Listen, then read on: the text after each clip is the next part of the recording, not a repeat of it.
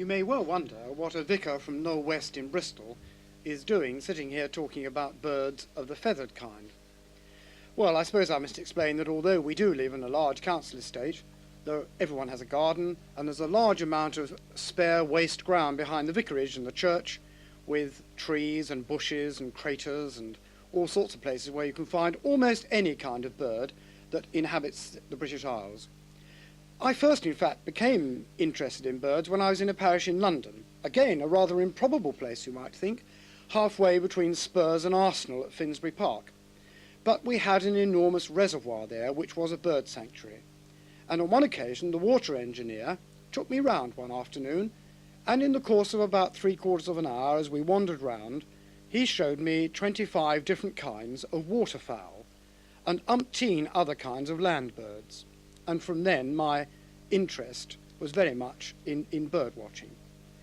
When I came to Knowle, I didn't really expect to find the kind of interest I found amongst the youngsters there in bird watching. And I wasn't really quite ready for the enormous amount of wildlife to be found in the gardens and in the spare ground behind the church. Kevin, you and Ray were probably the first lot to be interested. How did the interest start? Well, my brother had an egg given, and we wanted some more, so we asked the boy where he got them, and he told us, so we went and looked for more, and then we just gained knowledge about them. I see. As you went to look, in a sense, for the eggs, which I suppose you don't probably do now quite so much, I hope, you learnt to discover what the birds were like. How did you know how to identify the birds? Well, we sort of picture them in our mind, go home and look them up in a book, but sometimes we had the book with us. Mm-hmm. Where did you discover what sort of book to get? Well, we just bought them either at a shop, swapped them off our friends, or got them at libraries or from the school. I see. Andy, in the time you've been watching birds on Knowle West Estate, what's the most interesting one you've seen, do you think? A pair of whitethroats I seen down the Bombay on the stream. I was just walking by and I seen a pair of birds fly up. I turned around and I saw it was a pair of whitethroats, and that was the first and the only pair of whitethroats I seen. I see. What size are they actually? Well, about the size of a sparrow. But with a white throat. White throat, A bit yeah. like a vicar going round, I suppose, with wings on. David, what's your most interesting one you've seen? Well, when I saw a nest of chaffinches with chicks, and I sort of watched them grow. About how near were you able to get?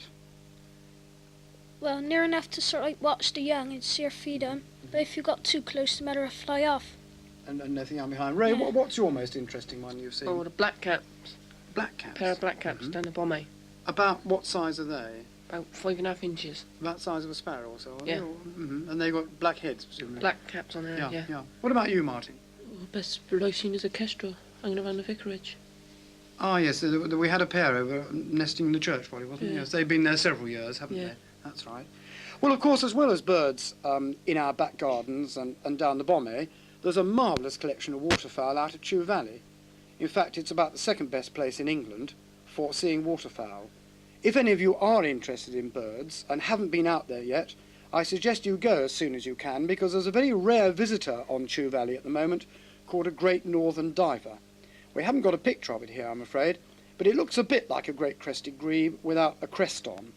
And I don't know how long it'll be staying there, but it's certainly worth going out to see. Now, that's really for the connoisseur, I suppose. Back to the people, like most people, who don't know very much about birds. And we thought to close tonight, we'd just show you a few common birds which you can see in anybody's garden, or any park, in fact. You've only got to stand at the window and see a fluttering of wings somewhere, and you'll see one of these birds, probably, that we're going to show you now and talk about. This is a house sparrow. It's a small brown bird what you see flying around everywhere. It is spread throughout the British Isles. The male is distinguished from the female by having a black ring round its neck. Its nest is in guttering, under tyres and in walls. The egg is white with black blotches, lines and dots on. This is a starling. It nests mainly in gutters on roofs, but sometimes in woods. It's a black bird, and sometimes you see glistening on it. It's a greeny glistening colour. It feeds mainly on scraps, and was a foreign bird and brought over here and escaped and bred. This is the blackbird. It's got a yellow beak and it's black. That's the male. The female is brown, and the nest is made in trees or bramble bushes. The nest is made of straw and mud and sometimes paper.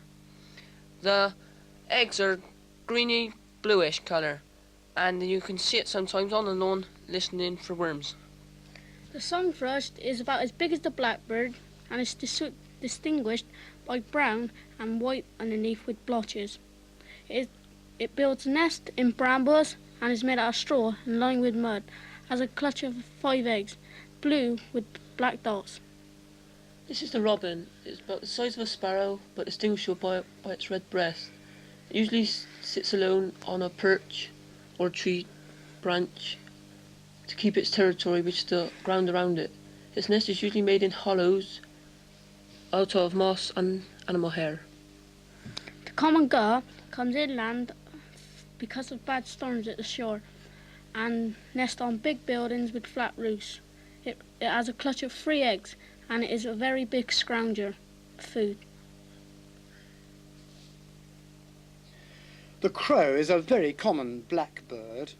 It's much larger than most of the other birds we've spoken about the size of a gull, I suppose. It's a very common bird around the Knowle estate, and you can see it flying almost anywhere at any time. It nests up in tall trees, hence, of course, the name of a crow's nest up the mast of a ship.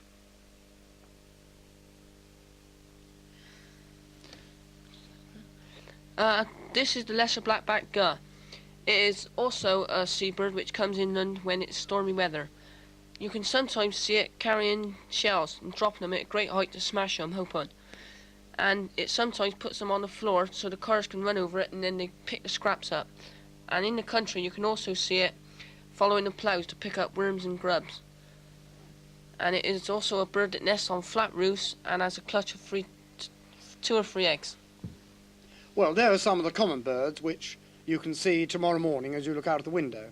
Next time when we come, we'll show you some less common birds, but even those you can see around the pavements and the gardens of Knowle West. Good night.